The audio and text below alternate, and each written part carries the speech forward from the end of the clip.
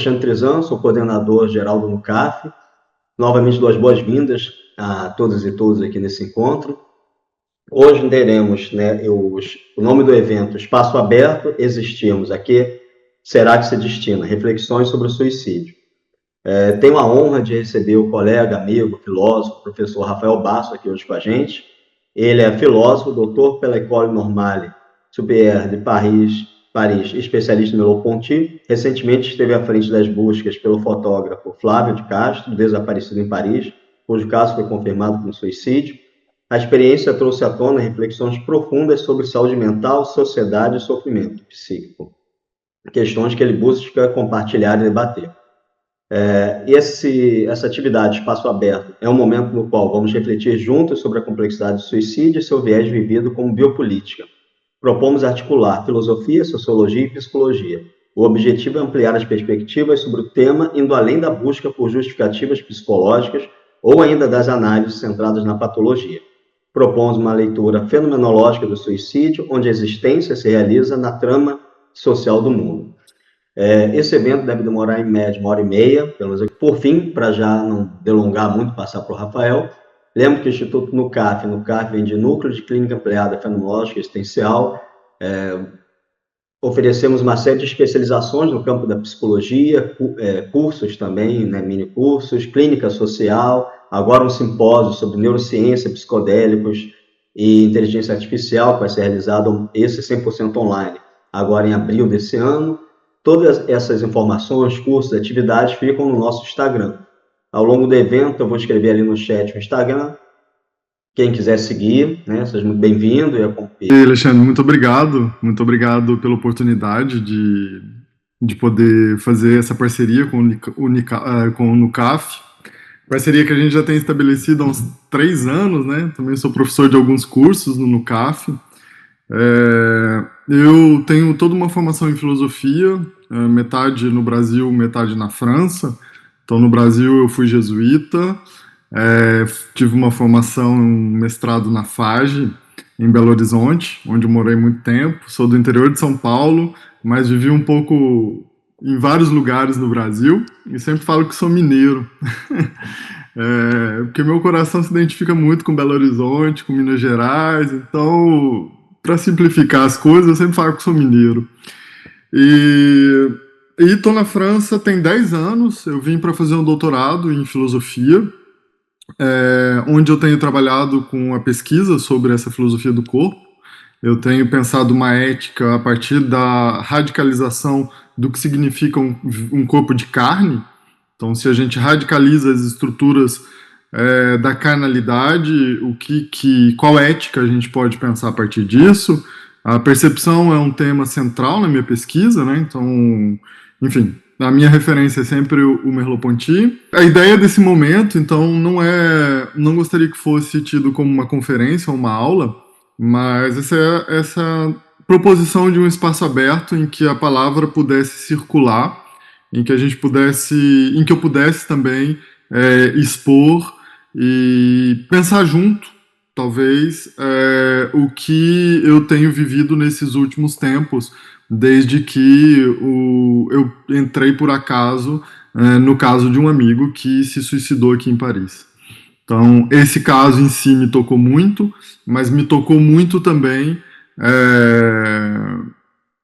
a leitura e como os fatos foram acontecendo e o entendimento que a sociedade estava fazendo desse fato, Então, o que eu vou propor hoje aqui para nós não é nenhuma aula sobre, não é nenhuma conferência sobre, mas são reflexões que estão sendo tecidas e como que isso tem me interrogado e o que eu tenho lido sobre e como que a gente pode entrar nesse movimento de pensarmos juntos, Para abrir, eu me inspirei no tema da música do Caetano Veloso, Cajuína, que é uma música que o Caetano faz quando ele visita o pai do Torquato Neto, que se suicidou, E eu acho a pergunta do Caetano muito muito cortante, Existirmos, a que será que se destina? Então, existirmos é uma existência num verbo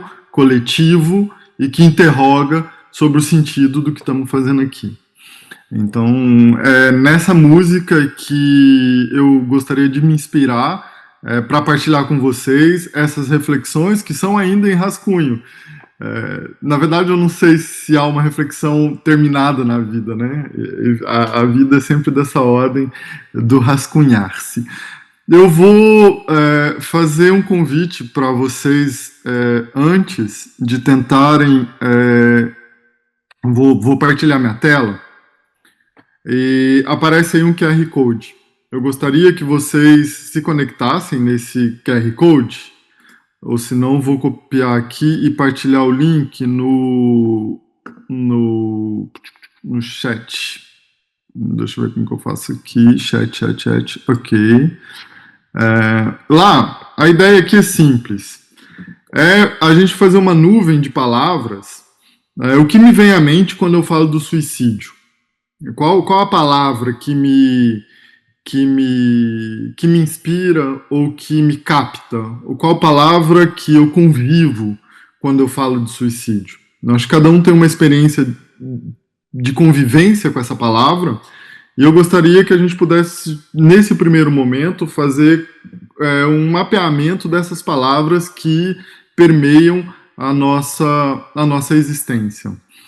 Enquanto isso, enquanto vocês pensam nisso, eu convidei um casal muito querido a mim, que é o Tiago Araújo e a Miriam. O Tiago é músico profissional há mais de 23 anos de Belo Horizonte. A Miriam é psicóloga, trabalha com cultura também, formada na UFMG. Nos conhecemos ainda na época da psicologia da UFMG que ela fazia. E eu convidei eles para cantar a música para nós, Cajuíno, enquanto a gente possa pensar sobre quais as palavras que povoam a nossa vida quando a gente fala do suicídio. Podemos fazer assim? Deu certo a conexão no QR Code? O link está aqui. Então, ok. Lá a gente pode ir colocando, enquanto a gente vai ouvindo a música, a ideia é que a gente vai colocando lá as palavras que, enfim, que nos pegam. Eu vou colocar a Miriam. A Miriam e o Thiago já estão de anfitrião, né? Então Ok. já conseguem abrir o microfone.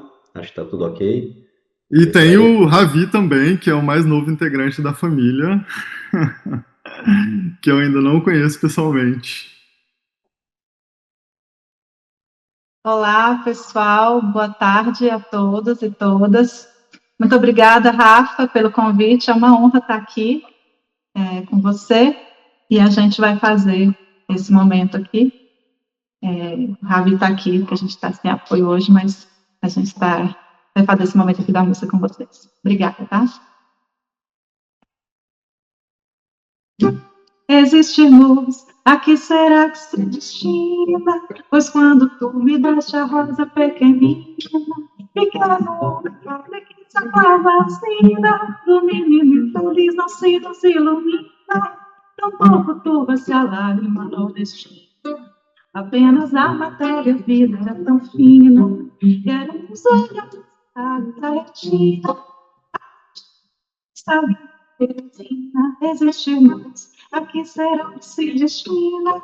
Pois quando tu me deixa a rosa pequenina, ficas um homem que se atrasa assim, do menino infeliz não se nos ilumina. Quando tu vai se a lágrima não destina. Apenas a matéria, a vida era tão fina, éramos olhos da retina, a cajuína que está vindo, não existe mais, a que será que se destina? Pois quando tu me deixa rosa pequenina, me queres um homem livre que se casa assim, do menino infeliz não se nos ilumina, tampouco tu vai ser lágrima nordestina. Apenas a matéria vida era tão fina, e éramos olhos da China, a cajuína que estava na Teresina.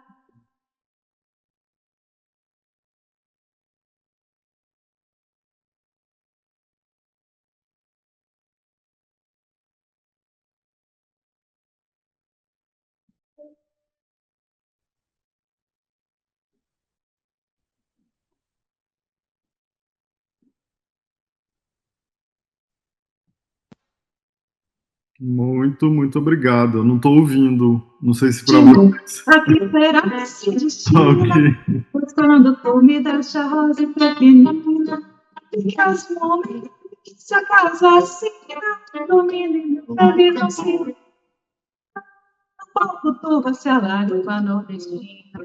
Apenas a matéria vida tão fina, e era um sonho da estava me impressionando.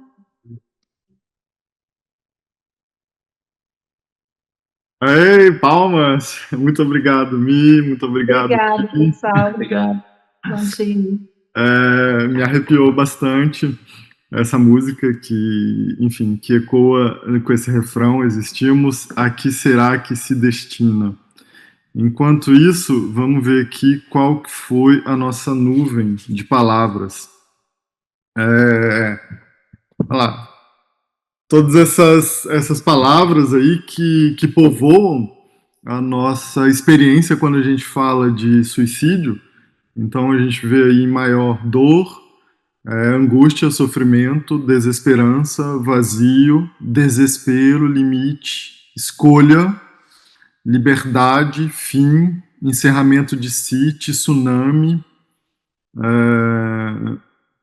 Olha lá, conforme a gente aumenta, mas dor, sofrimento, vazio, solidão, parece que são as palavras maiores, né? Vazio, isso significa que mais gente se conecta com essa palavra. Escolha existencial, menor, resistência, controle, extremismo. Então esse é um pouco o nosso mapa. E não seria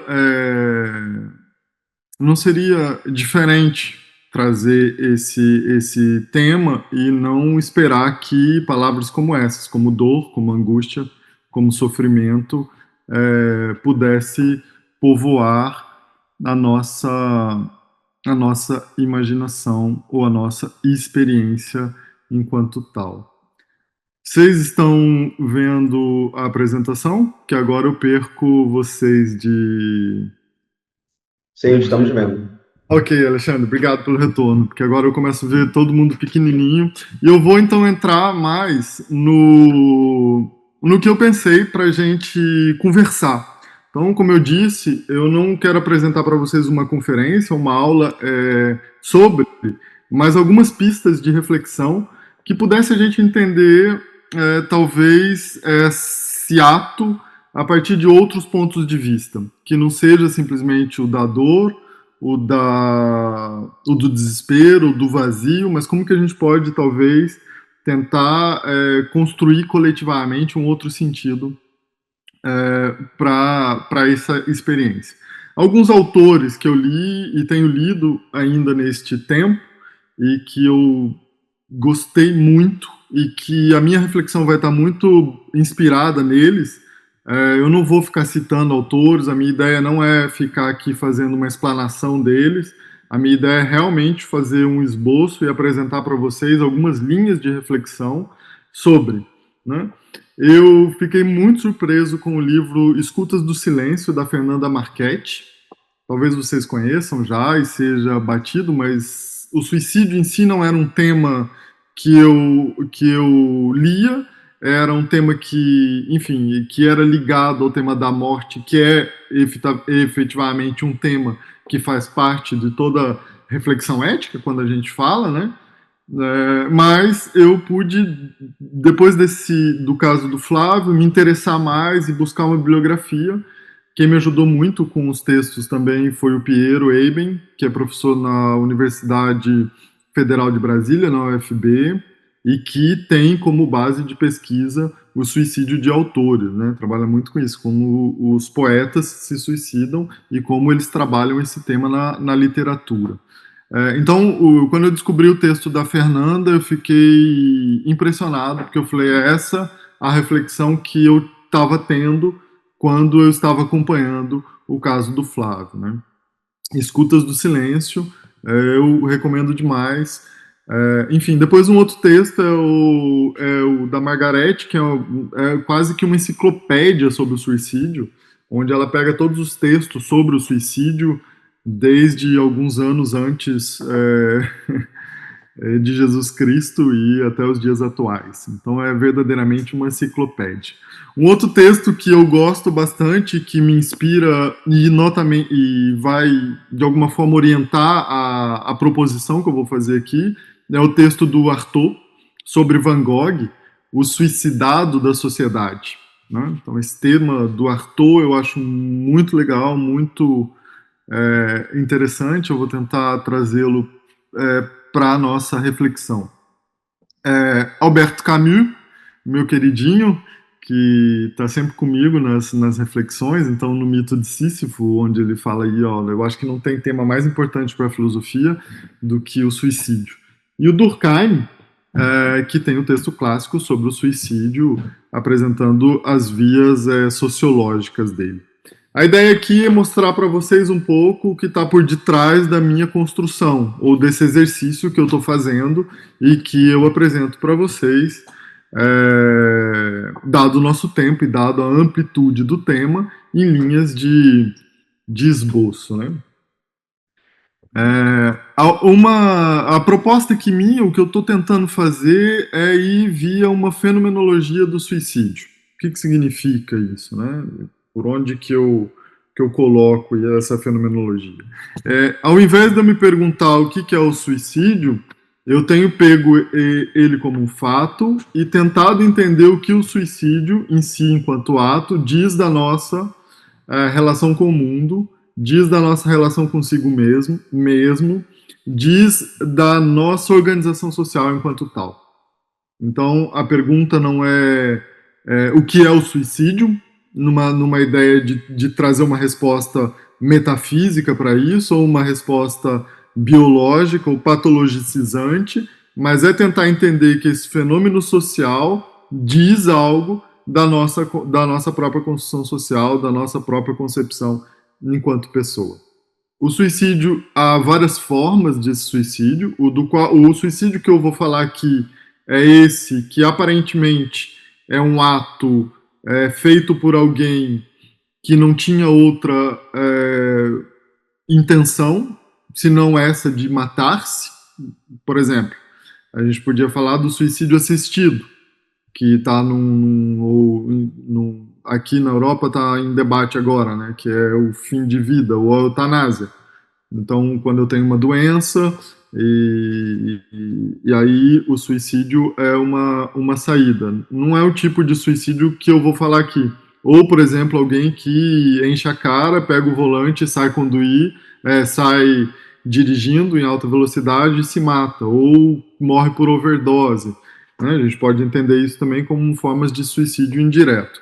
Não é o que eu vou abordar. O que eu vou abordar é justamente esse ato, voluntário ou involuntário, que uma pessoa comete colocando fim à sua própria vida, com razões explícitas ou implícitas, com entendimento ou sem entendimento, né? Então, o ato de dar-se à morte sinaliza para nós em termos individuais, sociais e políticos. Eu inverto aqui a questão. Então não é o que é o suicídio, mas o que o suicídio fala de nós, ou o que o suicídio fala da nossa relação. Né? E a ideia é entender esse fenômeno na sua relação mundana. Então não é individualizar o caso, ainda que cada ato é um ato radical de individualização. É muito paradoxal isso. Mas, ao mesmo tempo, entender como que esse ato acontece num tecido social. Né? E essa compreensão eu tento fazer a partir de uma interrogação do que eu chamo de silêncio do mundo, ou que o próprio Merleau-Ponty entende como silêncio do mundo. Ou seja, são os atos indiretos que estruturam uma ação enquanto tal. Eu sei que o nosso público é muito variado, já estamos com 149 pessoas conectadas, então eu vou tentar ser o mais claro possível, mas nem sempre eu consigo, vocês me desculpem por causa do vocabulário, da filosofia também. Enfim, muito do que eu estou lendo está em francês, então os termos às vezes aqui me escapam um pouco, mas enfim, vamos lá, a gente vai dar conta. E eu também, além disso tudo, estou muito emocionado com o fato de reviver, e é a primeira vez que eu estou falando, tentando dar uma orientação mais racional sobre o que a gente viveu muito recentemente, né? Como eu falei, esse interesse pelo tema, ele vem do fato de eu ter vivido essa experiência muito de frente, com o caso do nosso amigo Flávio. Eu sei que tem muitos conhecidos dele aqui, muitos queridos dele, e, e ao acompanhar esse caso, ou ao entrar nesse turbilhão que foi esse caso, eu me assustei muito, assim. Eu me assustei muito, não com o fato do suicídio em si, mas com o fato da repercussão social ou de uma cegueira social face ao suicídio, né? Eu comecei, assim, como que a gente não colocou isso como uma possibilidade. O que tinha na nossa sociedade, o que estrutura a nossa sociedade, que é incapaz de perceber que a morte pode ser terminada por um ato voluntário, né? Então, várias teorias foram criadas, várias possibilidades e hipóteses foram desenhadas, mas a hipótese do suicídio, que para mim, desde o primeiro momento, foi evidente e clara, a sociedade não conseguia ver. E eu não conseguia ter espaço para poder falar sobre, né? Então, é isso que foi muito duro para mim, assim. Perceber que a gente tem uma sociedade marcada pela violência do individual e incapaz de perceber a violência entre os indivíduos. O que eu quero dizer com isso é que no primeiro momento a gente é capaz de entender quando alguém assassina alguém, mas a gente não percebe o quanto que as nossas relações são tóxicas e violentas enquanto tal, e que pode produzir a morte de alguém. Então isso me chocou. Outra coisa foi a patologização do ato. Então toda mensagem que eu recebia, ou quando procurei saber sobre, a resposta sempre vinha no viés psiquiátrico, psicológico ou psicanalítico, como se essas ciências fossem as únicas a dar uma resposta sobre o fato. E eu falei, será que a patologia é o único viés para compreender o ato? Não que não seja, mas essa interrogação para mim ficou muito eu me incomodei muito com isso, ainda mais que eu venho da filosofia, onde a questão da morte é a questão central pelo sentido da vida, é uma questão central quando a gente discute de existência, e no campo prático, pragmático da organização social, ela desaparece completamente. E quem decide o que é viver, ou o que é morrer, ou o que é vida saudável e não saudável, são algumas ciências que se institucionalizaram como tal.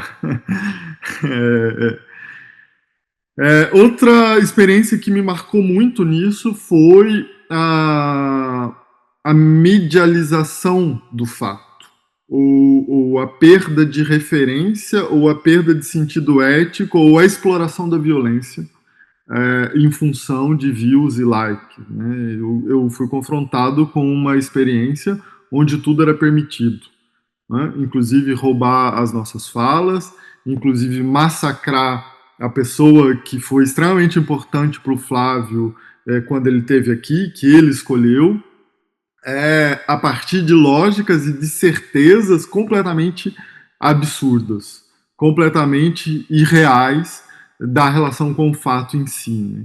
Então, eu fui atacado por vários youtubers quando eu tomei a frente e comecei a dizer, opa, espera aí, o que vocês estão fazendo não é justo e não tem sentido, né? E a violência com que isso volta foi muito grande, muito grande, assim. E eu estava lidando também e analisando durante esse tempo como era o posicionamento na França e como era o posicionamento no Brasil. Nos jornais franceses, os comentários sempre vinham: é suicídio, suicídio, suicídio, suicídio. No Brasil, era rapto, tráfico de órgãos, era muito pouca gente ousou falar que poderia ter sido um suicídio. E eu ficava, por quê? O que tem na nossa sociedade que esse tabu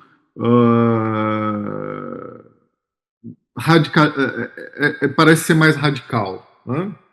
Ao mesmo tempo que a gente tem programas de TV que sensacionaliza a morte, o assassinato, a barbárie e o sofrimento. Então, o que tem na nossa sociedade que permite falar da morte sem tabu, e se fosse no Brasil, as cenas da câmera teriam vazado, estariam rodando o Brasil. Imagina você construir uma vida e, de repente, discreta, no seu íntimo e no pior momento da sua vida é a imagem que todo mundo vai conhecer.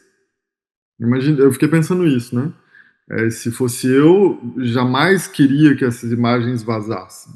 E o fato das imagens do Flávio, das câmeras e tal, não ter vazado, chocavam as pessoas que não podiam ter acesso a essa cena dramática e de horror, né?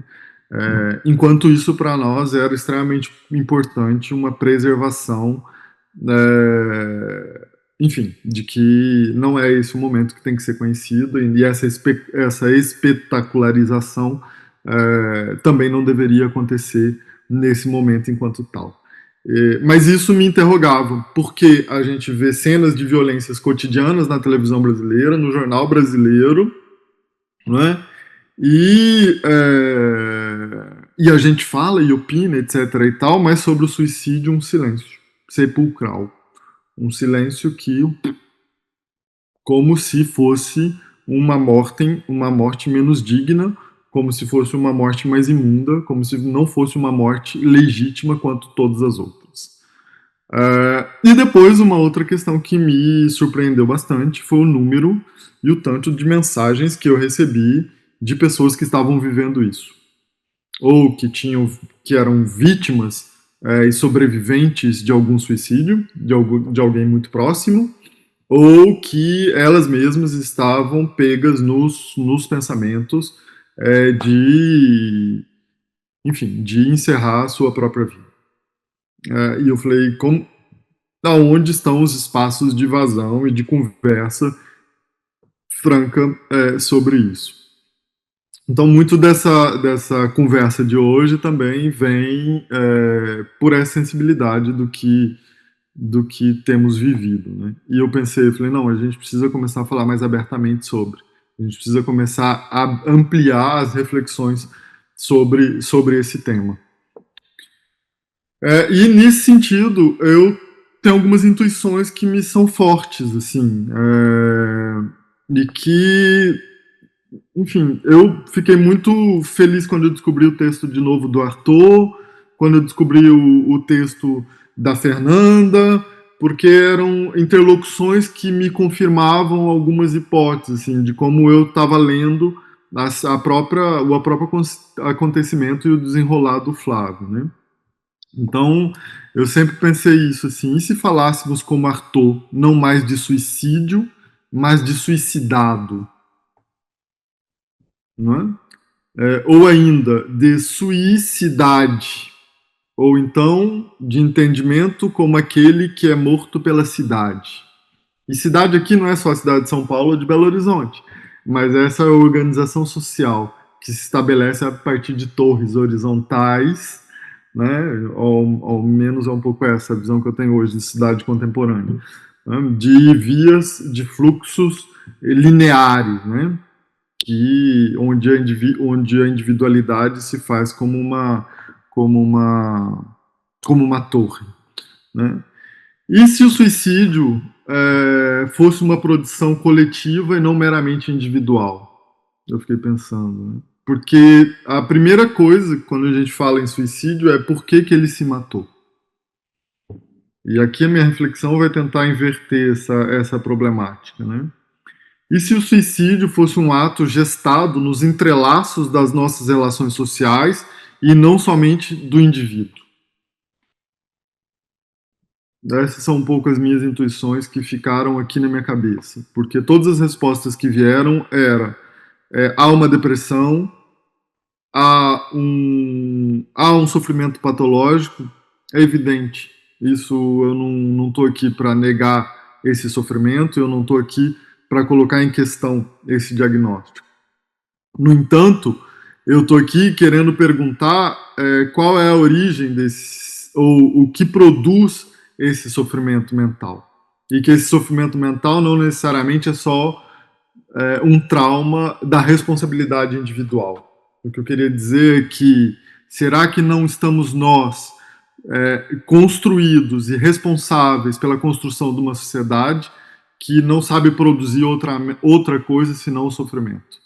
E o suicídio aqui ele acaba sendo um assassinato social assinado por mim mesmo. No fundo é essa a tese que eu gostaria de defender aqui. Estão me acompanhando? Não estou vendo o povo? Tá tudo ok, Alexandre? Tá ok, tudo ok. Qualquer coisa eu te aviso pelo WhatsApp também. Ok. Nem no WhatsApp eu estou vendo aqui, mas aí, enfim, vamos lá. Então, esse ato, ele me... Tentei organizar aqui um pouco, né, essa fala, para tentar ser um pouco mais metodológico e menos caótico, né, em 3 eixos que talvez esse ato tenha nos questionado, né. É um ato puramente humano. A gente tem pouca descrição no mundo animal, no mundo biológico, de que isso seja possível, de que isso aconteça, né? Então, esse ato nos leva a interrogar o viés antropológico que tem baseado as nossas ciências, a nossa construção social. Desculpa aqui, um eixo coletivo, ou que a gente poderia chamar de político, né? E as práticas do cuidado e da saúde. Eu vou tentar passar aqui rapidamente para também deixar depois espaço para que a gente converse sobre isso, né? Deixa eu tirar aqui. Eu gosto muito dessa obra da Adriane Varejão, onde ela pinta onde ela faz uma construção de um muro de vísceras e de carne, né? E para mim ela é muito representativa do que a gente perdeu em termos de sociedade, né? Com a construção de que o homem é um sujeito pensante que transforma o mundo e todas as coisas em objeto, né? Então, o que eu comecei a chamar de um viés antropológico sem carne, né? Uma antropologia do conhecimento e da certeza, o ser humano como um objeto entre outros. Me surpreendeu também muito isso no caso do Flávio, é que as pessoas eram muito certas de que não poderia ter sido um suicídio. Estavam certas. E o que dava essa certeza, quando eu interrogava, era justamente a adequação de uma vida social aparentemente em adequação a uma expectativa social. Ou significa, é impossível alguém que tem acesso ao consumo, que tem um status social e que tem uma profissão se matar. Era simplesmente isso. É impossível. Quando eu adequo o indivíduo à expectativa social esperada, a única coisa que pode se passar é alguém me roubou, alguém me matou, alguém tirou de mim o sucesso, alguém tirou de mim a realização toda que eu construí enquanto tal, né? Então, essa falta de interrogação, ou essa falta de colocar o que na fenomenologia a gente chama de colocar um pouco o mundo em suspenso, ela ficou muito evidente, assim, né? Então, ou seja, a nossa sociedade e talvez as nossas ciências, as nossas técnicas, elas têm se construído numa antropologia que é sem carne. O que eu quero dizer com isso? Sem mistério e sem parte para indeterminação. Quando a gente radicaliza a experiência antropológica como carne, como corpo, a gente sempre vai ter assegurado nas reflexões ou assegurado na construção social, um espaço de inacabamento, um espaço de... o mistério aqui não é o mistério de Deus que criou a vida, né? O mistério eu sempre coloco essa perspectiva, de que o mistério é um certo inesgotamento. A gente conhece, mas nunca conhece o suficiente para ter uma certeza enquanto tal. Aliás, isso é uma base da ciência enquanto tal. Né? Se a gente pegar alguns teóricos da ciência, não se busca a veracidade, mas se busca questionar a hipótese enquanto tal. Né? A ciência trabalha com hipótese. E a gente perdeu isso. A gente substituiu a hipótese por certezas fundamentais. E o que eu estou chamando de mistério é justamente esse deslocamento. A gente deixa de entender que há uma indeterminação na vida e há uma certeza, seja ela religiosa, seja ela social, seja ela expectativa, seja a minha própria crença. Né? A gente perdeu a profundidade em termos de fazermos conexões um pouco mais complexas quando se trata da vida. A vida entrou dentro da biologia ou dentro do sistema como uma objetificação radical que, não sei, perdeu a sua profundidade enquanto tal, enquanto essa que é feita e tecida nesse tecido mesmo da vulnerabilidade radical, se a gente quiser dizer assim. Né? A gente viu uma antropologia sem alteridade. A alteridade é essa relação com o outro, que é sempre o outro surpreendente. A gente entrou numa relação de conhecimento do outro. Eu conheço o outro, eu analiso o outro, eu sei o que falta para o outro, eu estabeleço, e eu vou para terapia para saber o que me falta, o que me fez assim, e sair com uma justificativa. Né? Quantos pacientes que a gente atende, quantas pessoas que a gente atende que espera o diagnóstico. Né? Então, como que a gente espera essa... Enquanto a relação clínica é justamente a relação da alteridade para dizer que, espera aí, não há uma resposta possível. Há um esforço de uma construção para. Eu entendo pelo menos um pouco por aí a clínica, né? Um para além, mas um para que vai junto, né? Não do verbo parar, né? Enfim, isso revela tudo um indivíduo que no fundo não tem corpo. É um indivíduo ou uma pessoa que tem muita alma, que tem muita ciência, que tem muita potencialidade, mas sem essa vulnerabilidade radical que um corpo nos coloca. E quando eu falo de corpo, eu falo da morte nela mesma. E aqui eu nem coloco a morte como Heidegger no sentido do horizonte, porque para o Merleau-Ponty a morte é lateral, é cotidiana. Quando a gente assume a radicalidade do corpo, a gente assume uma vulnerabilidade radical que faz com que a existência e as relações não possam ser pensadas ou vividas de outro modo, senão nessa própria vulnerabilidade. Né? E tudo o que a gente tem produzido hoje é para escapar dessa vulnerabilidade. Então a gente tem um progresso que nos assegura, a gente tem uma economia que nos assegura, enfim. Só que tudo isso que nos assegura tem feito do Brasil um dos países mais ansiosos do mundo. Isso é muito interessante também. Enfim, teriam outros, mas o que eu tenho pensado. Ok, até aqui, Alexandre. Seguimos com o segundo viés. Ok, pode seguir. Tem umas questões no chat, mas eu acho que talvez seja melhor ao final, né? A gente retoma elas. Ok. Então, o pessoal que está escrevendo Pode ser que às vezes eu responda aí. daqui até lá.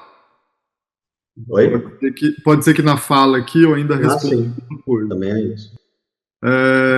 Então, na perspectiva coletiva, do viés coletivo, é um pouco o que eu tinha falado para vocês, né? A morte, o suicídio, ele traz a questão filosófica do Camus, o que vale a vida. No fundo, para quem fica, a pergunta é por que eu fico? E se eu tenho essa possibilidade de acabar com tudo morrendo, por que ficar? E no fundo o que cai é qual o sentido da vida? Qual o sentido disso tudo aqui? O que eu vou falar aqui talvez seja já muito claro para vocês, né? E essa questão do sentido, com uma antropologia sem corpo e sem carne, a gente construiu um sentido que é individual. Não estou nem falando individualista, né? Mas é o sentido que eu dou, é o sentido linear, é o sentido que vem sem uma relação ou sem uma experiência real, confrontada com a vulnerabilidade. Ou, se vocês quiserem, confrontada com a própria finitude. É um sentido que é dado. Eu tive que lidar com casos de suicídio quando eu trabalhava num colégio em Belo Horizonte, eu era coordenador pedagógico lá, e num determinado momento a gente começou a ter vários suicídios de jovens, de adolescentes.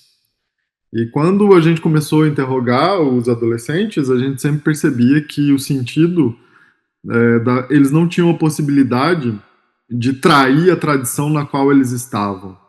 Filhos de médicos tinham que ser médicos, filhos de advogados tinham que ser advogados, filhos de ricos tinham que ser ricos. E aqui eu falo tinham que, né?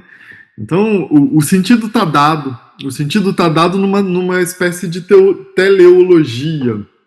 Né? Ele só aponta um percurso que a gente tem que seguir.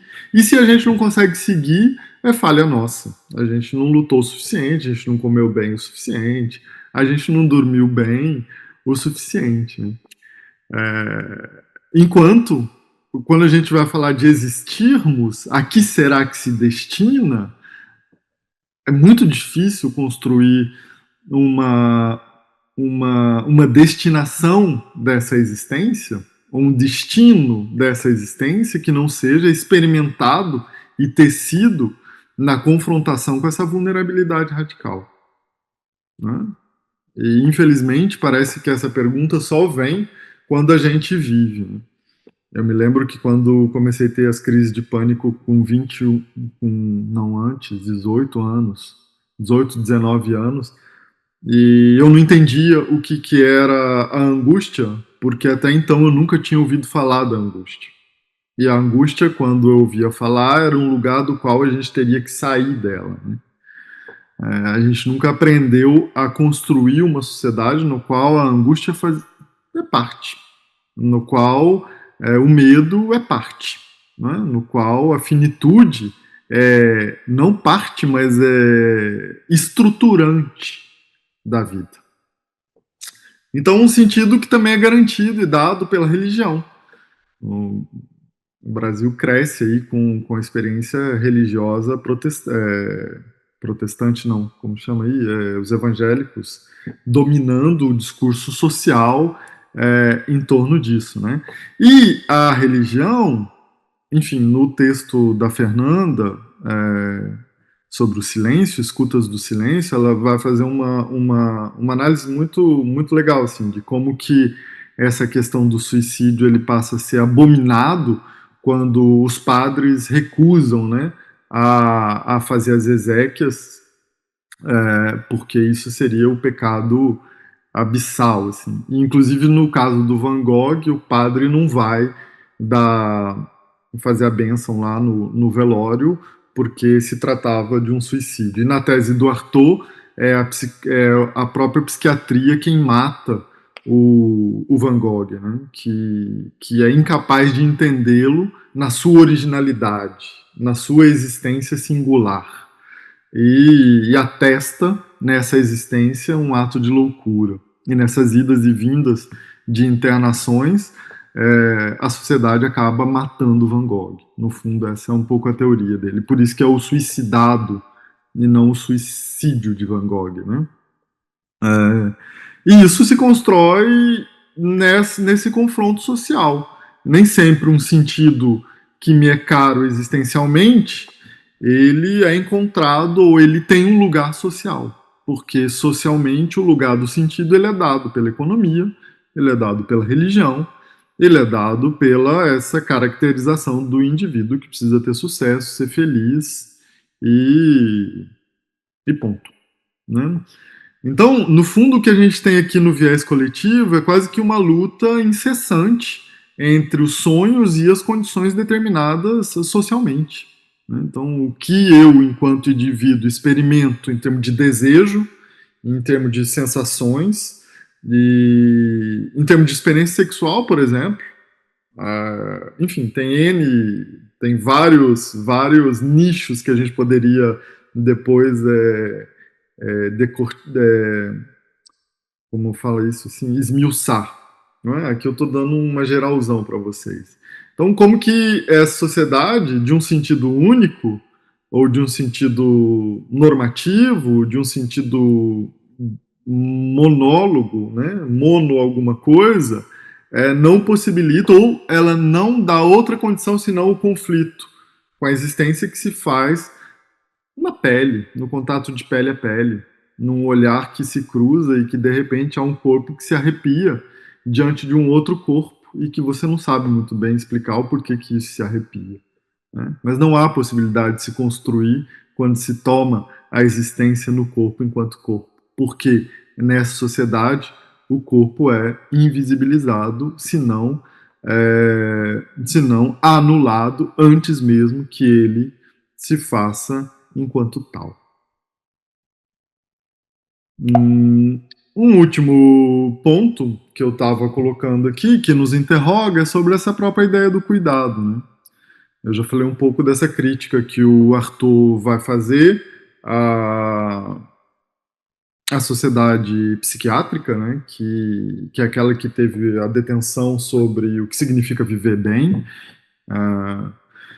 Então, aqui, de novo, entra essa questão do cuidado. Como a gente tem uma sociedade extremamente individualizada, numa antropologia que assegura o homem, ou a mulher, ou o ser humano a partir de si mesmo, né?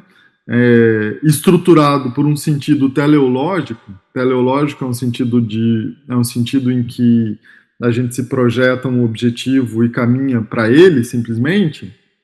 Não é nada surpreendente que a psicologia e que a psiquiatria sejam as duas mestras grandes ciências do conhecimento humano. Então são elas quem devem ter a voz para falar o porquê que esse homem, ou essa mulher, ou essa pessoa sofre, não é? Então, e nesse sentido, eu sempre fiquei, enfim, é uma pergunta básica, né? Mas ciência a serviço de quem, né? A serviço de quem? De uma economia, de uma readequação? Eu falava isso, né? De que há algo na sociedade e que as pessoas não entendiam por que uma pessoa com o nível social que o nosso querido Flávio tinha pudesse chegar a esse ato.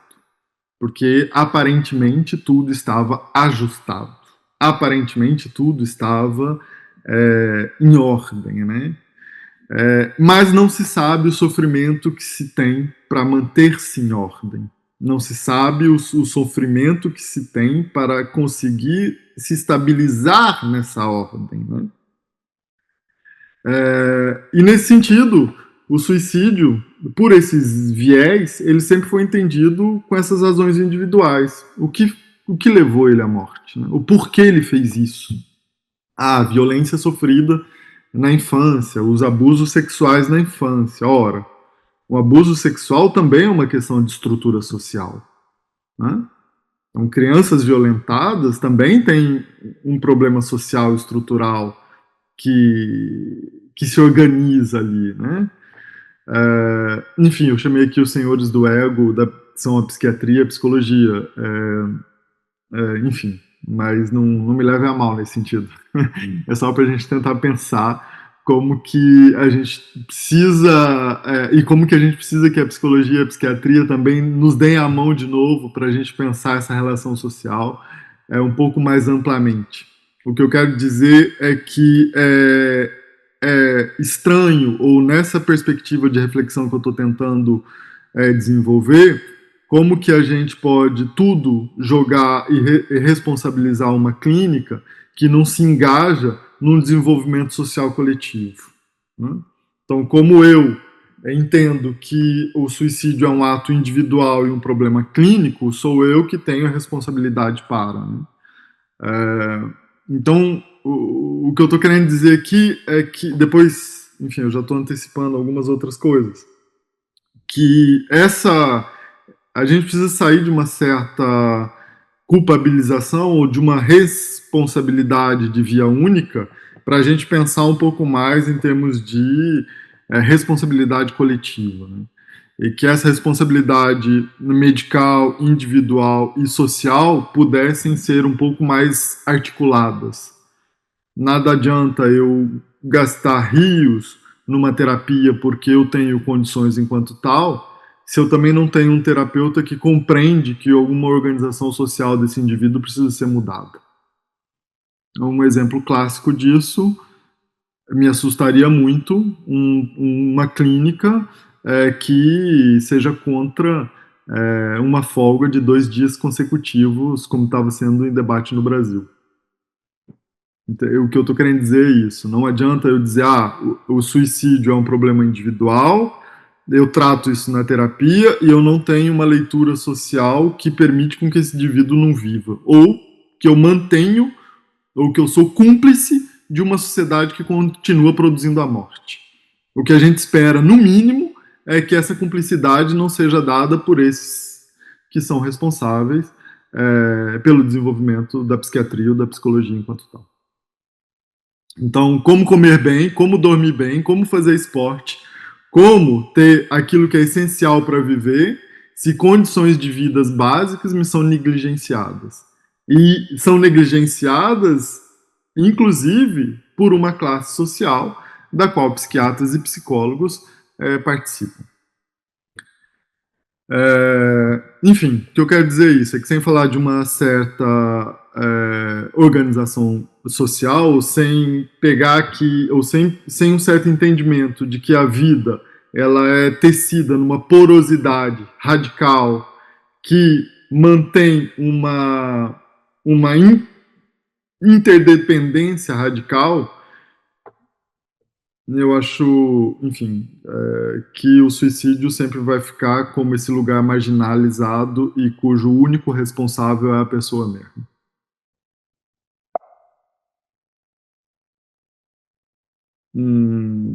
Então, o que isso me leva a perguntar e a partilhar aqui com vocês então não seria o suicídio uma morte coletiva? Não seria o suicídio uma morte em nome de si, sendo que é uma estrutura que nos mata? Né? E aqui a gente poderia colocar outras características, né? A ansiedade, como reflexo de uma coletividade que nos mata, e foi muito interessante, porque eu estava procurando sobre ansiedade no Google, Brasil, país mais ansioso. Primeira coisa que vem é uma reportagem de uma revista falando da economia e o dólar que estava alto.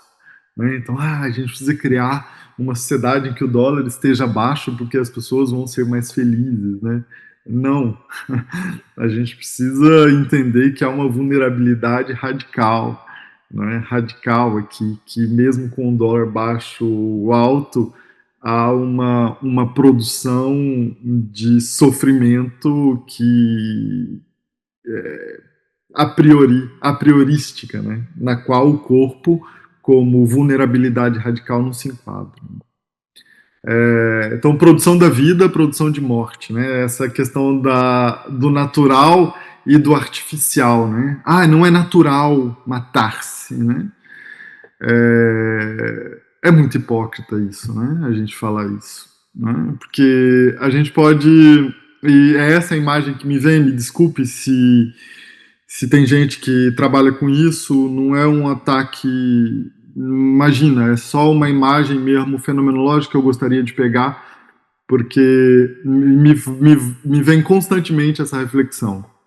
Nas redes sociais, as pessoas fazendo procedimentos estéticos e usando milhões de produtos de beleza para parecer natural, né? Eu fiquei sempre pensando, então hoje usa-se vários produtos de maquiagem, faz procedimentos ditos estéticos para se parecer natural, né? Então, essa fronteira do natural e do artificial, que a gente às vezes reclama em alguns episódios, a gente já perdeu faz tempo. Em outras palavras, que eu não estou querendo ser teórico, a gente está falando aqui de biopolítica. Quem decide, quem morre, quem nasce e quem tem qualidade de vida é uma produção social que interfere e que tem uma voz sobre a nossa existência enquanto tal. E eu acho muito engraçado isso, quando a gente fala do ficou natural. Enchi a cara de botox, fiz 1000 procedimentos e a gente ainda tem a cara de pau de falar que ficou natural, não é? Eu pego esse procedimento como uma metáfora da sociedade na qual a gente vive, não é? Onde o natural é extremamente artificial e artificializante, né? Onde o natural é cair, o natural é morrer, o natural é vulnerabilidade, né? Então, se a gente desloca essa reflexão para aspectos que constituem a existência, essa para mim é uma metáfora excelente, assim. Enfim, eu não estou dizendo aqui que quem faz não é isso. Eu espero que vocês estejam entendendo, só para ilustrar como que a gente tem vivido uma vida sem carne, na verdade, né? Onde tudo que é marca da história, tudo que é profundidade, tudo que remete a essa vida mais tecida que remete a essa vulnerabilidade na qual estamos submetidos, tem que ser apagado. Uma citação só para ilustrar tudo isso que eu estou falando, que está nesse livro, o prefácio dele é muito lindo, sobre o silêncio, escutas do silêncio. Então, de fato, se fôssemos mais honestos em relação à chamada ciência, deveríamos admitir que seus achados e conhecimentos são sempre transversos, porque constantemente analisam seus objetos procurando elucidá-los, notadamente quando se trata de um objeto complexo como a vida, que nas vias biológicas ou da biomedicina é sempre reduzida a um estado do corpo, e não do sujeito. Este que, por outro lado, digamos, não é simplesmente um portador da vida, mas antes de tudo está na vida. É essa noção de corpo aqui que o Merleau-Ponty trabalha, né? Então o corpo não é simplesmente um depositário da alma ou de alguma coisa. Mas quando a gente fala que a sociedade esqueceu o corpo, é que ela esqueceu que não há uma vida que não seja corporal, né? Então esta, por sua vez, é um fenômeno intensamente mais complexo, porque é dado por uma condição que se relaciona a um lugar extremamente recortado e definido para além daquilo que supomos ser.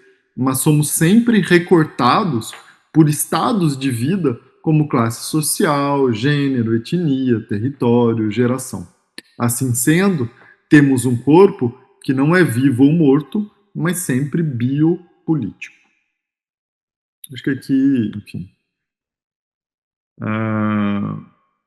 trouxe na imagem aqui um artista, o Ernesto Neto, que está com uma exposição lindíssima aqui em Paris, num shopping, e que, para mim, ela fala muito de como eu entendo essa relação de carne, né? Como que a gente constrói essas teias sensíveis, né? Feitas pelos sentidos da escuta, da fala. E aqui eu gostaria de trazer uma palavra para nós, que somos sobreviventes desses suicidados, né? Sobreviventes em dois sentidos. Sobreviventes em que ainda resistimos ao nosso próprio suicídio, ou resistimos diariamente que a sociedade nos mate, né? E sobrevivente porque entramos em relação com alguém que foi vítima e que acabou sucumbindo a esse gesto, né? Eu acho que a gente precisa passar da culpa à responsabilidade. A primeira questão que nos vem quando alguém perto da gente se suicida é por que eu fui incapaz de ver. Por que eu não levei no psiquiatra? Por que eu não levei no psicólogo? O porquê que eu não vi? tudo estava muito claro. Entende? Calma, nem tudo é tão claro assim quando se trata do ser humano. É o que eu estava dizendo. O ser humano é da ordem do mistério, é da ordem da alteridade, é da ordem do. Calma aí. A gente não tem uma clarividência para entender essa clareza que a gente pressupõe ter. E outra coisa, a gente também não tem esse poder sobre a vida do outro que a gente imagina ter. Né? E o ato do suicidar-se é esse também. É dizer, como um último ato para dizer a vida ainda me pertence. Né? Mesmo no ato de terminá-la enquanto tal. Enfim, eu não estou colocando aqui se isso é um ato legítimo ou não, né? E claro que entender como o outro funciona e poder acompanhá-lo nessa trajetória é fundamental. Mas eu acho que a gente precisa sair dessa perspectiva da culpa pela responsabilidade com o outro. Né? E essa responsabilidade não é só da ordem de despachá-lo para a terapia ou para o psiquiatra que vão resolver. Mas é essa responsabilidade de acompanhá-lo na sua estrutura social enquanto tal. Inclusive no engajamento para que essa estrutura social possa compreender essa vida na sua unicidade, ou naquilo que ela tem de único enquanto demanda, enquanto constituição. Por exemplo, então é ajudar a sociedade a entender que Van Gogh poderia ter continuado a viver como um gênio, não é? E não como um louco. Então, como que a gente pode pensar estruturas sociais que aceitam essa genialidade? O que eu queria dizer aqui é que a pergunta para quem fica é sempre essa, né? Por que viver apesar de tudo? O suicídio coloca essa questão, recolocar essa questão da revolta, né? Então, viver apesar de tudo como uma revolta a esse sistema que insiste em me matar, que insiste em me anular, que insiste em dizer sobre mim. Então, o ato de viver é uma agressão e uma violação a essa lógica que se impõe como saída e como determinação única para o meu vivente. Né? Então, construir-se numa estética ou não é construir, não é dar a mim um sentido e viver segundo o sentido que eu tenho, né?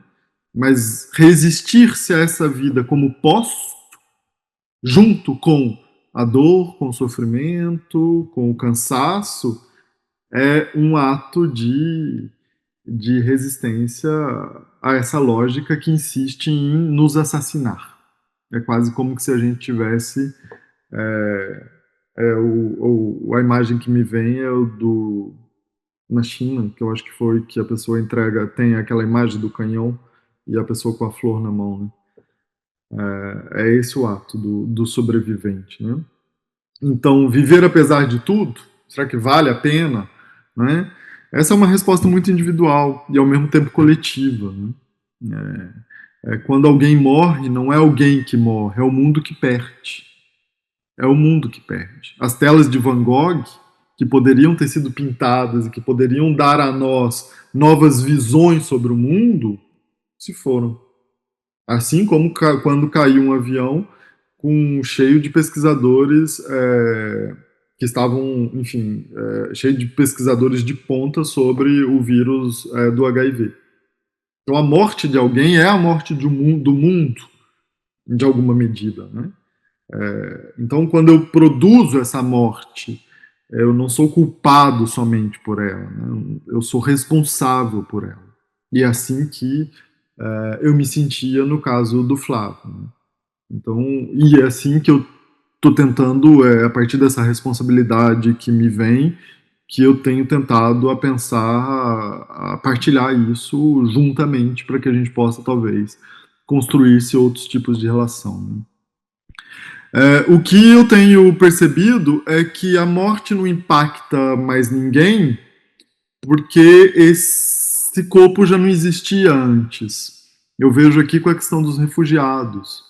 Ninguém se escandaliza quando os refugiados são mortos afogados ou são deixados morrer na travessia do Atlântico. Ninguém se escandaliza, porque esses corpos já não existem mais enquanto sociedade, né?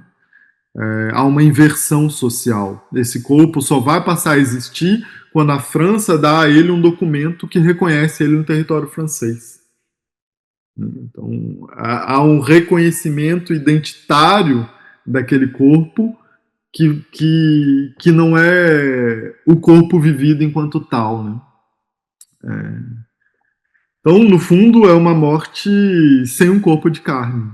E é nessa vulnerabilidade radical da experiência de ser corpo nesse mundo que se vive. Não consigo pensar uma outra forma disso, assim, né? Alguns eixos para alimentar essa reflexão. Então, o que se destina isso, né? O que se destina esse viver, o que se destina essa proposta? Tentar mudar um certo olhar e inverter a questão, né? Então, não mais o porquê ele se matou, mas o que fazer para que as pessoas vivam bem, né? O que fazer para que perdamos menos gente? O que fazer para que menos mortes sejam produzidas, né?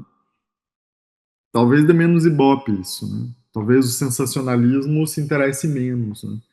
E a gente viu isso, assim, no TikTok, viralizou pessoas falsas amigas do Flávio, ou amigos, sei lá, que apareceu de todo lado, chorando e deplorando sua morte, a sua falta, com informações que não tinham, na verdade, né?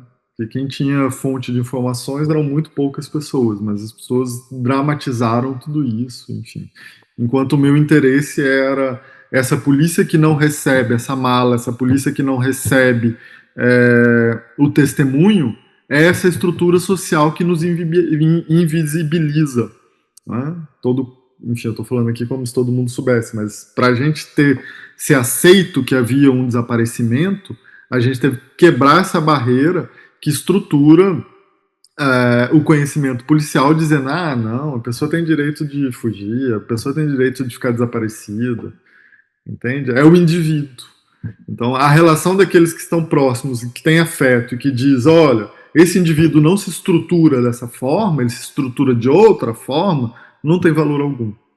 Então, essa certeza que eu dizia de uma sociedade de certeza, ela se faz na nossa prática, enquanto cidadão, enquanto médico, enquanto clínico, enquanto professor, né? Na nossa prática cotidiana que a gente invisibiliza os outros também, né? Então não é só um determinado grupo político, há um mecanismo social do qual nós participamos e somos cúmplices nesse sentido, né? Então, aqui o que essa reflexão aponta é para a gente tentar uma mudança de paradigma, né? Abandonar radicalmente, sair do mito do indivíduo, da autonomia, do ego, do eu, para uma co-construção, para uma coexistência, né? Para uma interdependência, né? Uma sair da adequação para uma potencialização de si, né? Sair de um nós para um entre nós. Aqui eu gosto disso também. Como que a gente pode olhar não mais o nós como soma de indivíduos que vão lutar e combater, mas como que aquilo que entre os nós, né, ou como aquilo que nos atacha, né, pode ser fonte para pensarmos a nossa organização social. Enfim, eu acho que na maior parte do que eu tinha pensado, estou voltando aqui, um pouco isso. Não sei se eu perdi vocês, se estamos todos ok, sobreviventes. Oi, Rafa, não, foi perfeito. Quanto tempo temos?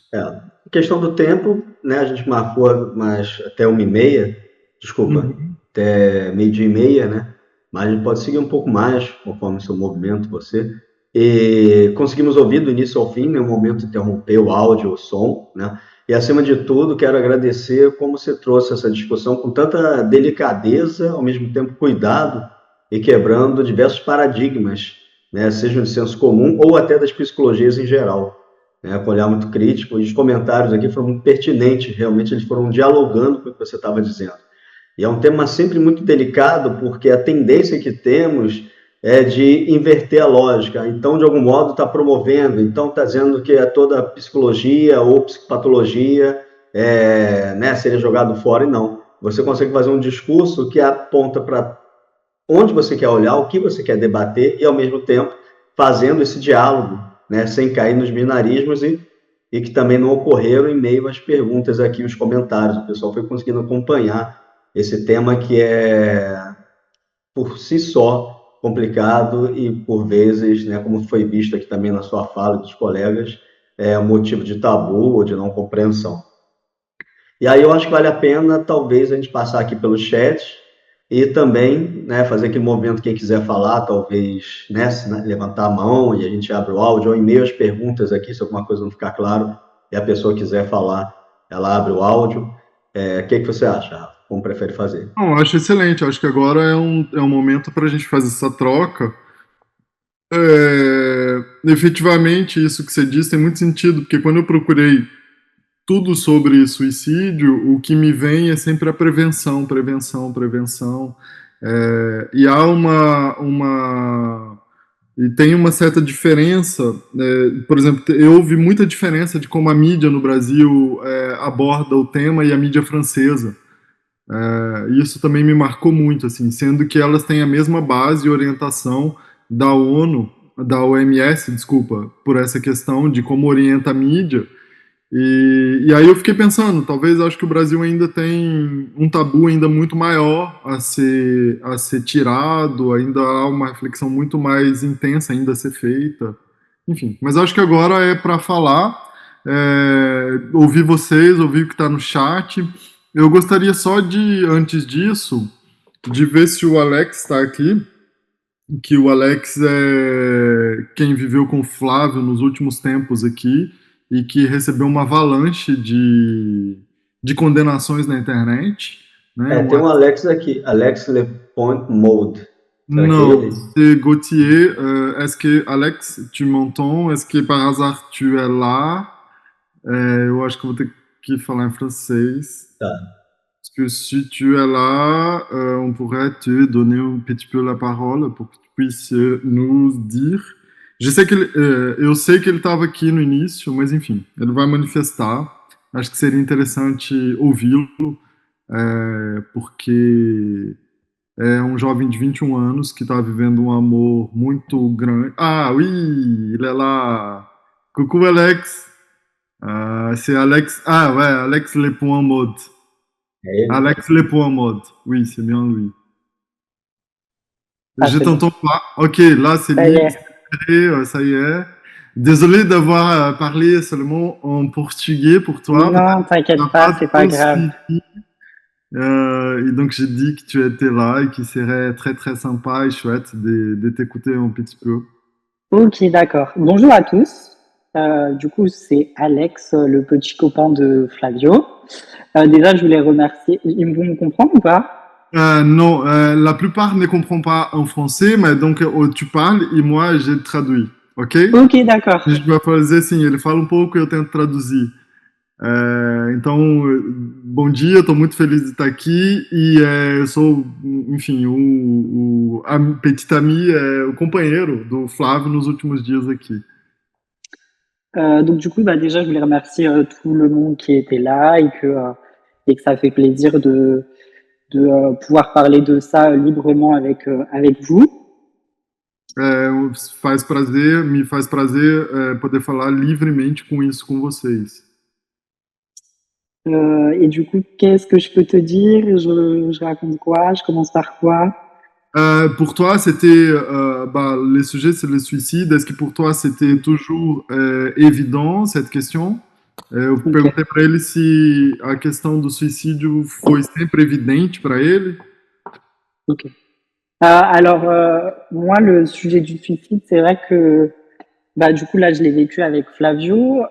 Moi, je suis quelqu'un qui va pas juger les personnes. Donc, du coup, Flavio, il a fait ce qu'il avait à faire. Après, ce qui est plus compliqué, c'est pour ceux qui restent. Então, para mim, eu que não sou uma pessoa que julgo as pessoas, eu entendo que o Flávio fez o que ele tinha que fazer. De modo algum cabe a mim julgar o que ele fez, mas o mais difícil é para quem fica, para o que resta, né? Non, Lolo, je suis en train de truc. Excusez-moi.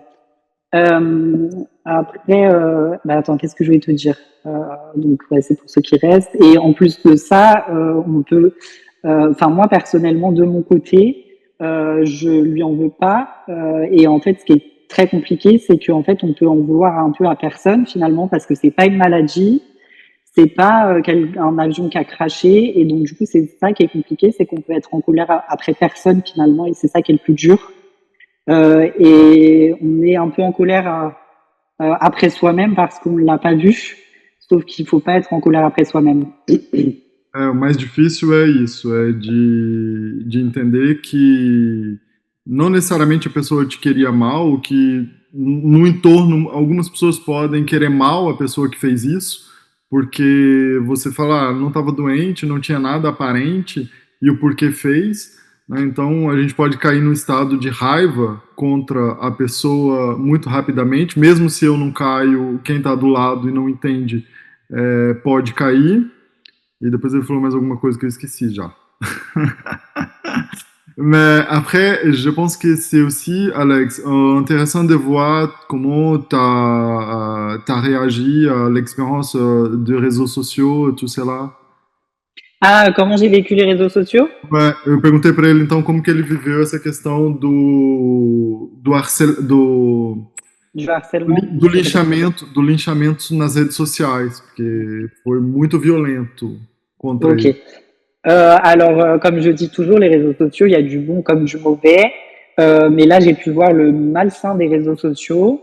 Donc, bah, tous les jours, je recevais des centaines et des centaines de messages de harcèlement sur les réseaux sociaux, des menaces de mort. On disait que c'était moi qui avais tué Flavio, alors que moi, j'étais déjà dans la peine de ne pas savoir où il était. Et c'est vrai que c'était très, très compliqué. Il faut être entouré. Donc, heureusement qu'il y avait, par exemple, Pablo, Raphaël et mon entourage proche qui étaient là, parce que sinon, j'aurais pu, moi également, faire des bêtises. A questão, ele disse que foi tão violento porque todo mundo tomou ele como suspeito e ele começou a receber de uma hora para outra centenas e milhares de mensagens dizendo que era ele que tinha matado o Flávio, sendo que ele que estava totalmente envolvido na dor e no desaparecimento, e que se ele não tivesse também em contato com outras pessoas, comigo, com o Pablo e com a família, teria ele mesmo que teria feito o suicídio, dada a violência das acusações que ele recebeu. Et bah, je pense que c'est ça, on peut faire tourner un peu la parole. Merci beaucoup, on est très très ravis de te voir et que tu sois malgré merci beaucoup. les Portugais. Bah, je voulais aussi remercier tous les Brésiliens qui m'ont soutenu pendant cette épreuve-là, parce que j'ai reçu aussi beaucoup d'amour et beaucoup de soutien. Et ça m'a fait vraiment chaud au cœur de voir, de découvrir les Brésiliens. Voilà.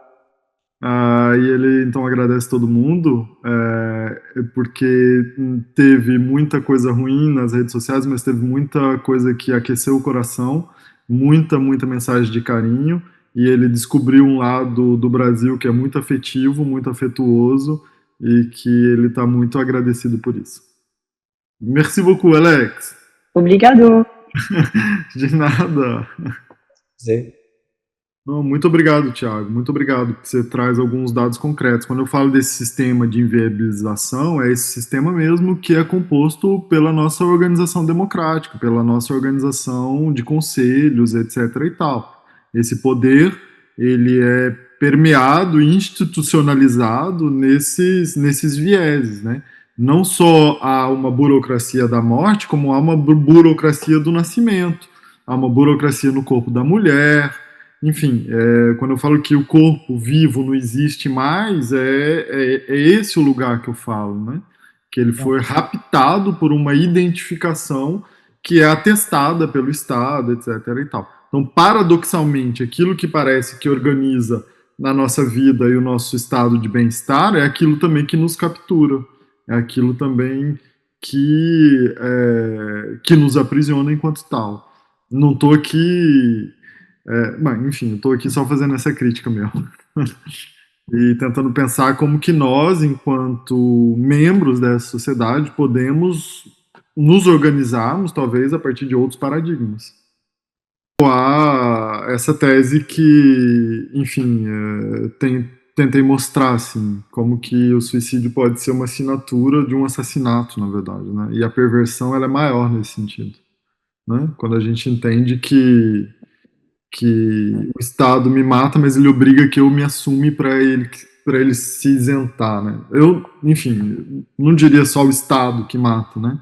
As nossas relações também interdependentes são venenosíssimas e nos matam enormemente, assim, em termos de classe social, de disputas, relações de emprego, enfim, o que eu tenho acompanhado aqui de burnout, de relações que são, enfim, tristemente deprimentes, não é deprimente, a palavra até me escapa aqui, que são tóxicas, é gigantesca, assim. Sempre assim, né, o que essa pessoa entendeu que é existir, né? Essa ideia da existência, ela é construída também socialmente, né? Ela é construída nas nossas relações. Então, talvez eu não quero existir assim, né? Como que eu apago? A Marisa também trazia alguns fatos e que os índices e tal são negligenciados, enfim. A gente tem uma morte de suicídio por semana no Sena. No Rio Sena por exemplo, a gente hoje tem quase certeza que foi uma negligência do hospital ter liberado o Flávio, porque ninguém cai no Sena assim. Então, como que alguns protocolos que são necessários quando se tem casos de queda no Sena não foram colocados em práticas. Mas é porque o corpo do estrangeiro, o corpo, enfim, do que está de passagem, ele também já não existe nesse sistema, né? Então é mais um que vai pesar, que vai cobrar e que, enfim. Infelizmente, o nosso tempo está super avançado. Já recebi ali os sinais de que a gente precisa encerrar por aqui, do meu coordenador, Alexandre. Eu queria falar, simplesmente agradecê-los e falar que, em parceria com o NUCAF, a gente está montando um curso para a gente aprofundar essa discussão, né, que a gente não pare por aqui, mas que a gente possa aprofundarmos isso, pensando outros momentos de espaço aberto como esse, gratuito, que a gente possa trazer alguém, conversar com outros formatos, que não seja uma conferência, etc. e tal. Se vocês fizeram a inscrição, como acho que a maioria de vocês, a gente vai mandar para o e-mail o próximo passo, o que a gente vai propor, né? Então, eu já estou bem avançado na organização disso, de como que a gente... Enfim, eu quero trabalhar sobre essa questão da carne, eu quero trabalhar sobre, enfim, essas problemáticas que eu tentei desenvolver aqui de uma forma muito... em termos de esboço, né? Então, sintam-se desde já convidadas a participar conosco. O Instagram do NUCAF está aí no chat. Eu vou mandar para o e-mail de vocês o suporte que eu apresentei. Então, vocês, como assim, guardam também um traço da nossa reflexão. Muitíssimo obrigado. Não sei se o Alexandre tem alguma palavra.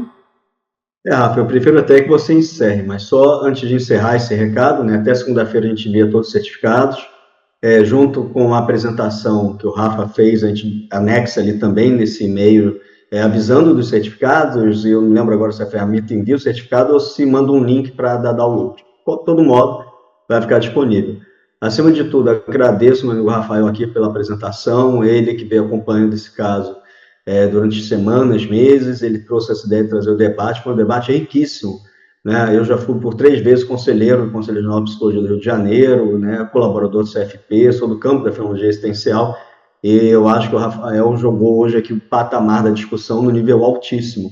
E, acima de tudo, agora ainda temos 77 pessoas logadas, ó, quase 2 horas de evento, o que é um ótimo número, chegamos a 150, e como vocês aqui no chat conseguiram contribuir muito, né? Esse chat fica salvo, depois vou passar para o Rafa para ele olhar. Ele é uma pessoa acessível, né? Qualquer coisa pode mandar a pergunta, se o Rafa quiser botar o e-mail dele ali no chat também, para mais pessoas poderem entrar em contato.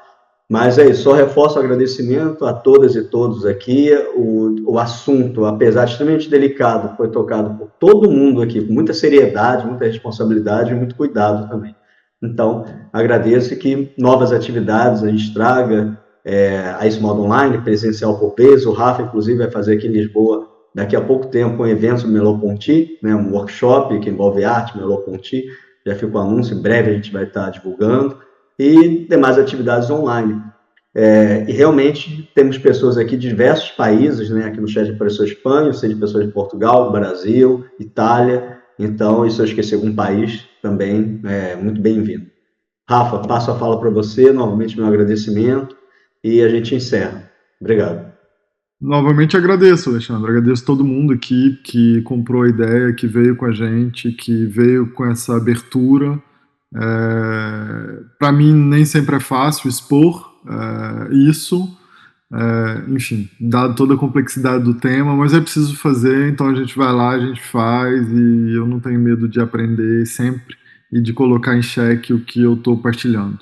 Então, esse é o movimento da minha vida, esse é o movimento da minha reflexão, e eu não posso fazer isso sozinho. Isso é algo que transborda e que é um prazer fazer isso com vocês. E eu tenho escolhido sempre o NUCAF para partilhar, porque, como eu digo, é um instituto que se organiza não mais como as universidades clássicas e os centros clássicos,